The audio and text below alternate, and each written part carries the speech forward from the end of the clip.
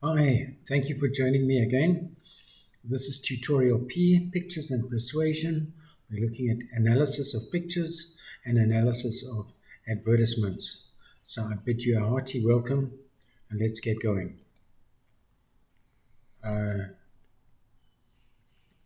Quick bit of vocabulary. Using a sentence that brings out its meaning. Of course, to stride is to walk with purpose. He strode. Where? He strode towards his important meeting. To scurry is to walk in a way that you don't want people to see you. He scurried along secretively. He scurried towards his secret meeting.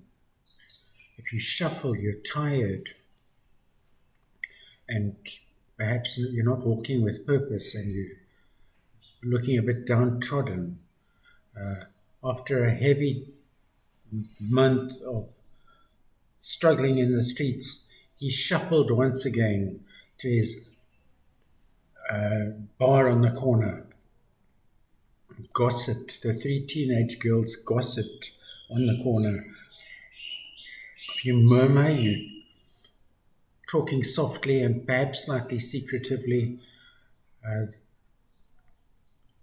Again, the three girls on the corner murmured about the boy that they liked.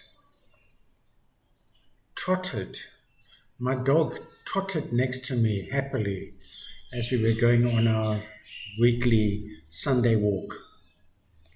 To wander is to walk in a leisurely way. I wandered on the beach thinking about the secrets of life. Prowl suggests moving quietly and cautiously. When I was a child, there was a radio story about the police cars, and they prowled the empty streets at night. Glided.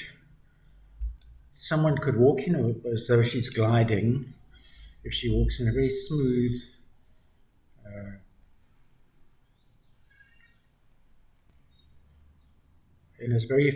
way, almost as though she's floating through the air. She glided confidently towards me, holding out yet another cocktail. Some more proverbs and idioms. I've turned a what to your faults, meaning I've pretended I didn't see them. I've turned a blind eye to your faults. I threw myself with great enthusiasm into this project. I threw myself heart and soul into this project. You can't always get something done immediately.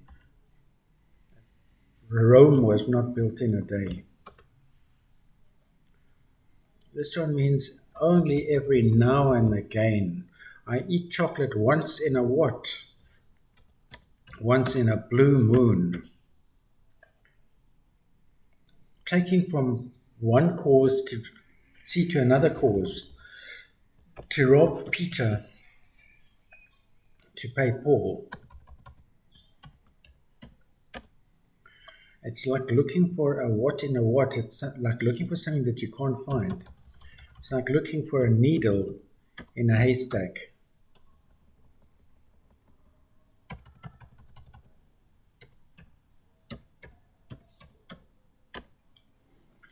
Criticism is his vulnerable point. He doesn't like being criticized. This one's from Greek mythology. Criticism is his Achilles heel. This one means keep working. Keep your nose to the what? Keep your nose to the grindstone. Without a B in it. And without an R on the end. The grindstone.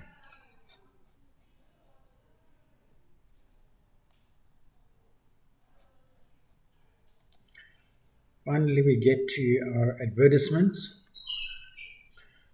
So when analyzing advertisement, first thing to think about is what is being advertised? What's the first thing that catches your eye? At whom is it targeted? How do they try and get your attention? How do they try and get the advert to stick in your mind? What mood are they trying to create? Are they trying to show the product in a positive light? To what unspoken beliefs or values is the commercial trying to appeal? Some say that adverts appeal to the seven deadly sins, pride, the idea that this product will make you better than others. Or political adverts might try to make you angry. Or adverts with pretty girls in bikinis might be designed to get you to feel lust.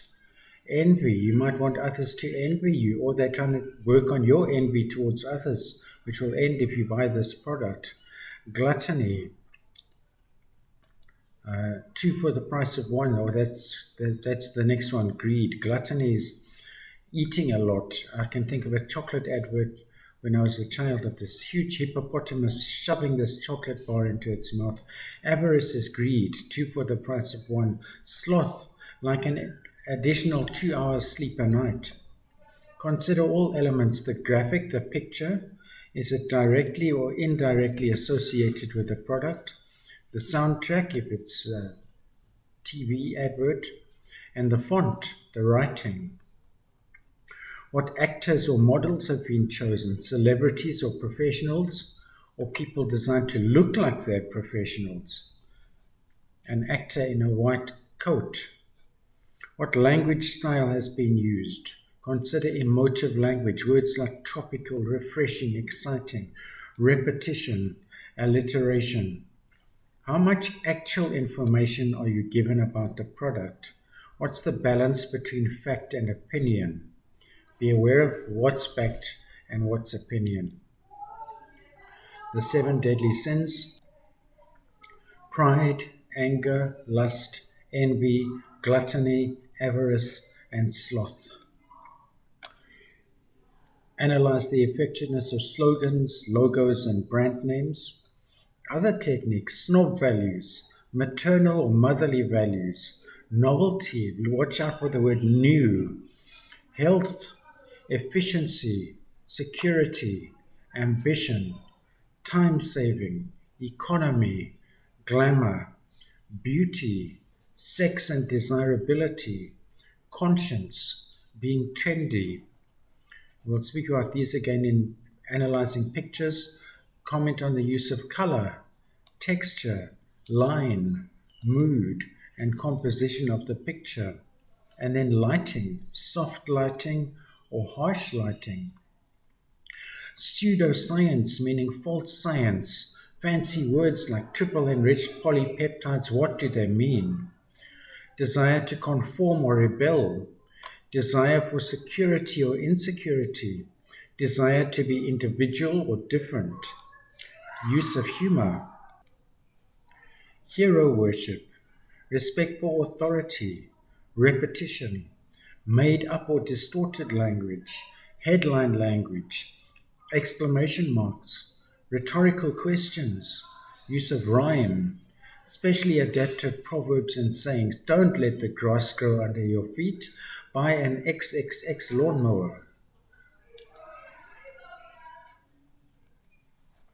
What feeling or emotion is aroused by each of the following? Speed kills is fear.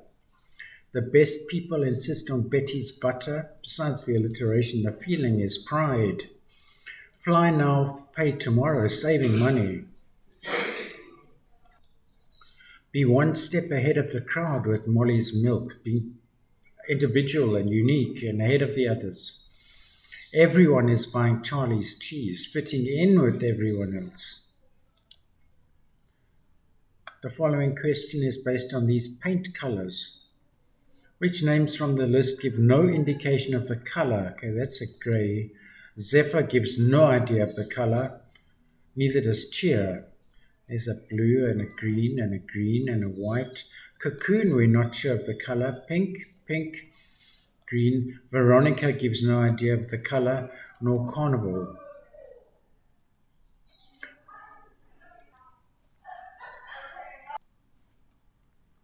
Which names place the color in a flattering relationship to art? I'm looking. Opera pink, I guess that. Rainbow green, possibly. Nature.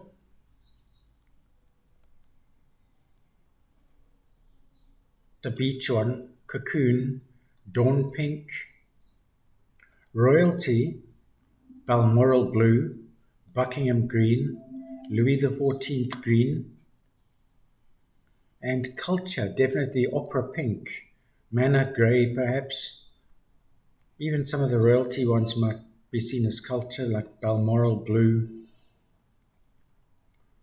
Why do manufacturers use these names in addition to identifying the color? To add a certain flavor and to make them seem more attractive and to make them seem cultured or fancy in some way. So they're not just descriptive of the color, but they're given some flavor. Comment on the reasoning in each of the following. Makes you a natural blonde by lightening the natural color of your hair. What would you say? Well, if it's changing the natural color of your hair, it's not making you a natural blonde. It's making you an artificial blonde. Moo milk, the milk with all the cream in it. All the cream, what do they mean by all the cream? All the cream in the what? Drink Adam's apple juice and enjoy the taste of modern living. Does modern living have a taste? Analyzing pictures. So dominant mass is a dominant mass. It's a big clump of something right in the middle of the picture. A big lump. In this case, what you could see it as two triangles or one large lump that's bigger on the right than on the left. Something bang in the middle of the picture. That's dominant mass. You could see it as one large triangle. A diagonal line. This is part of composition. A diagonal line draws the eye. S-curves. There's S-curves around her curvaceous body. S-curves between her head and her body and her legs. Triangles. Either a straight triangle or a pyramid. A triangle with another side. Famous in Renaissance paintings. The subject matter, again, could be something lustful, something sentimental, like children or animals, or wonder, fantasy, murder, mystery, death, myth. And then 4 building blocks of picture analysis: color, line, texture, and composition. I know this one is called Someone's World, Christina's World, I think, and apparently she is crippled. And the composition here, that long line between her and the house, suggesting how far away it is when you're crippled. Colors here are blues, but they're not happy blues. They're fairly depressed blues. The lines are drooping down. The texture, the clothes they're wearing are heavy fabrics. Composition is drooping down. This is not a very happy picture. And it looks like we are moving off the pictures already and onto connotations. Mental associations of words as opposed to denotations, which is the meanings of words. These are ideas that are suggested by words. Roses are linked to ideas of beauty, perfection, love. And transience. Transience means they don't last long. Complete the proverbs and idioms. This one meaning he's just like his father. He's a chip off the old block. This one is an achievement, a feather in your cap. This one means he can't decide between one thing and another. He's a fence sitter. This one means he's out of his natural environment, a fish out of water. Not sorter, just water.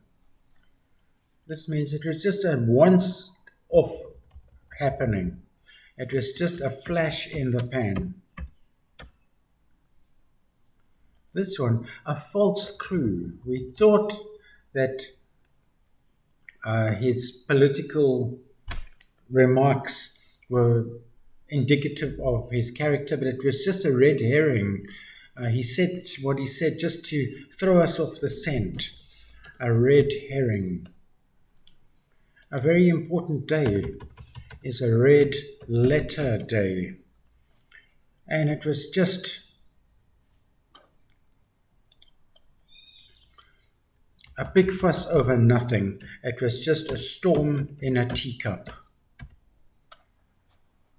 We keep going with our proverbs and idioms. Create verbs. We've done these before. To put into action, can you remember? To activate. To be unsettled, to go up and down is to flock. To wait. To filter through, like making coffee with coffee beans. To percolate, but ideas can percolate down. To reach the highest point, to culminate, and then to explain, to elaborate. Words starting with P's. I think there's quite a few of them. A medicine or procedure prescribed for the psychological benefit to the patient rather than for any physiological effect.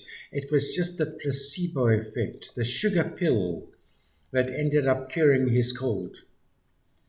Preconceived opinion that's not based on reason or actual experience. That's a prejudice. It's not logical what he feels, but he has these natural feelings against those people. That's his prejudice. The prejudice of taking someone else's work or ideas and passing them off as one's own.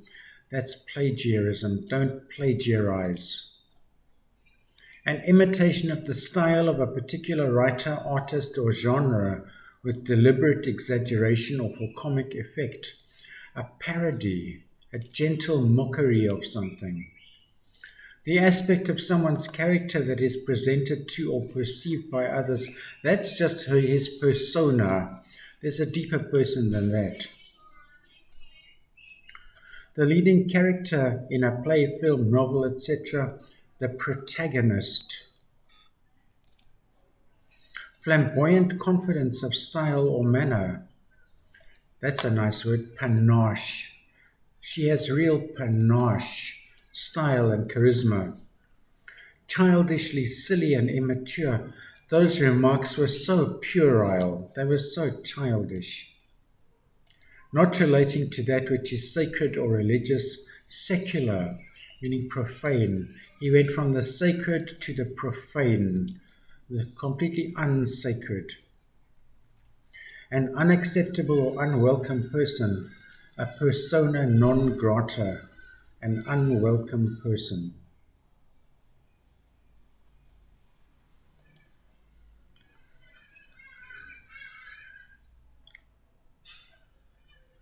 Having or using the style or diction of prose as opposed to poetry, lacking imaginativeness or originality. I think of this word as being unromantic.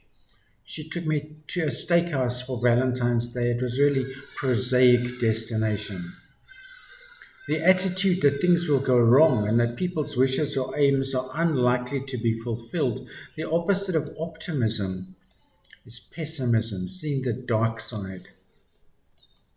A government authority or license conferring a right or title for a set period, especially the sole right to exclude others from making, using, or selling an invention. And that's a patent. You take your invention to the patent office. Decaying or rotting and emitting a fetid smell, a bad smell, putrid. The attribution of a personal nature or human characteristics to something non-human. We know this from tutorial F, personification.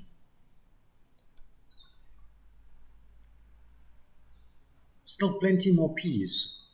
A strong or habitual liking for something or tendency to do something. He's got a penchant for pretty girls. Some people say penchant. I like to say a penchant. Occurring, awarded, or appearing after the death of the originator. Your prefixes and suffixes can work it out. Humus, death, posthumous, after death. Lasting or existing for a long or apparently infinite time, enduring or continually recurring, perennial. Those trees are perennial. They don't lose their leaves. His happy attitude is perennial. He's perennially happy. Successful in material terms, flourishing financially, prosperous. I wish you a prosperous new year. Not securely held or in position, dangerously likely to fall or collapse. His position there is precarious. They could replace him any day. I think we've got 3 more pages. An outcast is a pariah. After what he did, he's now a pariah. Evoking a keenly felt sense of emotion, especially of bittersweet sadness or regret. Poignant. To me, this word means so sweet, so sad that it's almost painful. Poignant. Take action in order to prevent an anticipated event happening. To preempt. We took action to preempt her becoming the new chair lady. Connected with ordinary people or people of the lower social classes. Plebeian. I know this word from the song Cry Me a River. You told me love was too plebeian, too ordinary.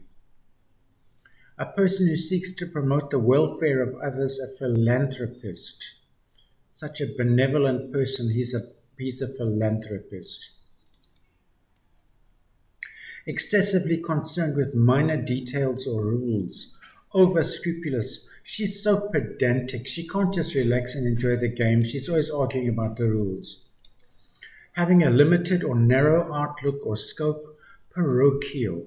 He can only just see the little world around him, he doesn't have a broader vision. Childishly sulky or bad-tempered, petulant. Oh, but you are. Don't be so petulant, my girl. A seemingly absurd or contradictory statement. We know this from tutorial F. It's a paradox. It sounds crazy, yet it's true. To unhinge, disquiet, trouble. I'm sure they mean carp, but I don't know what I meant by carp, so I'm just crossing it out. Distract, disorder. It perturbed me. It disturbed me. Last page of P's. Affecting or resembling a pig. Feline is cats. Canine is dogs. Bovine is cows. Porcine is pigs. The scientific study of the human mind and its functions, of course, you know that one. Tricky to spell, psychology, PSY. If you just remember PSY, people want to say PH. Of a child having developed certain abilities or inclinations at an earlier age than is usual or expected. Grew up too quickly. She's precocious. And last one, having or using the style or diction of prose. We've done this, prosaic, meaning unromantic. What's our writing tip for the week? Use your own experiences to bring authenticity to your writing. Makes your writing feel real and relatable. Write what you know. Write about key moments in your life that have left a lasting impact. Convey the raw emotions associated with your experiences, joy, sorrow, triumph, or challenge. This authenticity resonates with readers. Incorporate sensory detail, set the scene with sights, sounds, smells, and textures. Immerse the readers in the essence of your experiences. Explore how your experiences have shaped you, sharing insights into the lessons learned or the personal growth achieved as a result. Connect your personal narrative to broader themes or universal truths, making your story relatable and offering readers a chance to find common ground in their own experiences. Topics for writing. Advertising is the science of making people unhappy with what they have. A good slogan will sell anything. Is this true? Invention is the mother of necessity. Normally we say necessity is the mother of invention, but perhaps in advertising they'll invent something, then persuade us that we need it. Can we get lasting happiness and satisfaction from things we buy? Advertising is propaganda, or this picture. But once again, advertising makes us unhappy with what we have. A good slogan will sell anything. Invention is the mother of necessity. Can we get happiness from what we buy? Advertising is propaganda, or the picture. I hope you're going to do a nice, exciting piece of writing. And let's end off, as usual, with our vocabulary quiz. Informal or conversational, not quite as relaxed as slang, but not formal either.